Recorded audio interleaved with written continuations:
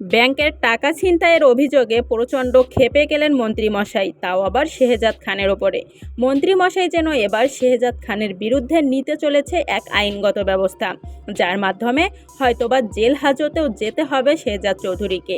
কিন্তু এর কারণ কি শুধুমাত্র ব্যাংকের টাকা লুটপাট করা, নাকি আরও গভীরে কোনো ষড়যন্ত্র আছে, যা কিনা ষড়যন্ত্রের ফাঁদ বিছাইছে মন্ত্রীমশাই? তো বন্ধুরা, সমস্ত আপডেট জানিয়ে দিব আজকের এই ভিডিওতে।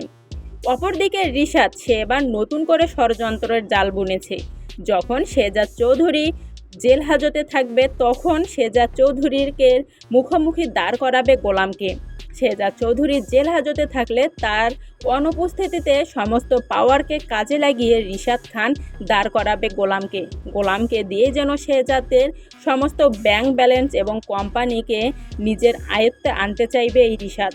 হ্যাঁ বন্ধুরা, এমনই ধামাকাদার পর্ব আসতে চলেছে দুনিয়া টাকার গোলাম নাটকের সামনের এপিসোডে, যেখানে আপনারা দেখতে পারবেন মুখোমুখি হতে চলেছে শেহজাদ খান এবং গোলাম। কিন্তু কে এই গোলাম? এই গোলাম কেনই বা এসেছে এই ঢাকা শহরে, সে বিষয়টা এখনও অপরিষ্কার থাকলেও রীতিমতো যেন রিশাদ এই গোলামকেই কাজে লাগাবে শেহজাদ খানের বিরুদ্ধে। কারণ শেহজাদ খানের যতটা পাওয়ার আছে, সেই ততটা পাওয়ারই যেন এবার পেতে চলেছে গোলাম।